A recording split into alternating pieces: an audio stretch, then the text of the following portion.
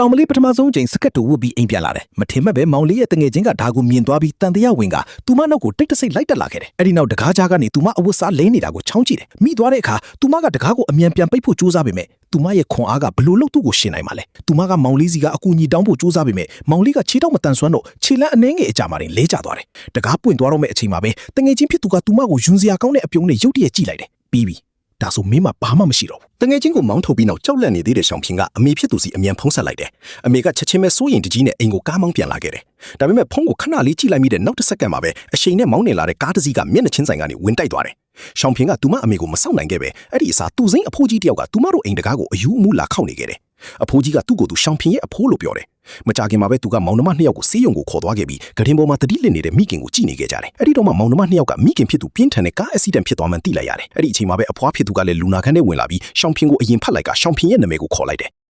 အဲ့ဒီနောက်မောင်လေးပတ်ရှိကိုသွားလိုက်ပြီးမယ်ဒီတစ်ခါအဖွားနှုတ်ကထွက်လာတာကတခြားနာမည်တစ်ခုဖြစ်နေတယ်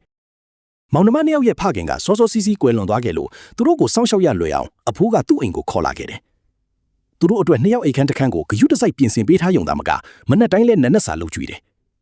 ရှောင်းဖင်အတွက်ထူးဆန်းနေတာကအယ်လ်ဇိုင်မာယောဂခံစားနေရတဲ့အဖွားကပတ်တယောက်တည်းအတွက်ပဲနွားနို့တစ်ခွက်အမြဲပြင်ဆင်ပေးနေတာကိုပဲဒါပေမဲ့ရှောင်းဖင်ကိုယ်တိုင်ကလည်းနွားနို့မတောက်ချင်တာမို့အဖွားကယောက်ျားလေးကိုပိုချစ်လို့ပဲဆိုပြီးသဘောထားလိုက်တယ်ဒါပေမဲ့နောက်တစ်နေ့ကျောင်းဆင်းလို့အိမ်ပြန်ရောက်တဲ့အခါဧခန်းနံရံမှာအပေါက်ငယ်လေးတစ်ခုရှိနေတာကိုပတ်မထင်မှတ်ပဲတွေ့သွားတယ်စူးစမ်းကျင်စိမ့်နဲ့သူကအပေါက်ထဲကနေကြည့်လိုက်တဲ့အခါတစ်ဖက်မှာအဖိုးရဲ့အိမ်နဲ့လုံးဝမတူတဲ့အခန်းတစ်ခုဖြစ်နေတာကိုတွေ့လိုက်ရတယ်အဲ့ဒီနောက်တကားကဖြည်းဖြည်းချင်းပွင့်လာပြီးသပင်ဖားလျားနဲ့မိန်းမတစ်ယောက်လွင့်မျောထွက်လာလို့ပတ်ချက်ချင်းပဲလန့်ဖြတ်သွားတယ်တိုက်တိုက်ဆိုင်ဆိုင်ရှောင်းဖင်လဲခရီးဆောင်အိတ်ဆွဲပြီးအိမ်ပြန်ရောက်လာတော့သူကအဲ့ဒီအပေါက်အကြောင်းအမကိုပြောပြလိုက်တယ်ဒါပေမဲ့ရှောင်းဖင်ကအိတ်ကိုအိတ်ခမ်းတဲ့အမြန်ပုကျင်နေလို့တိတ်ခယူးမဆိုင်ခဲ့ဘူး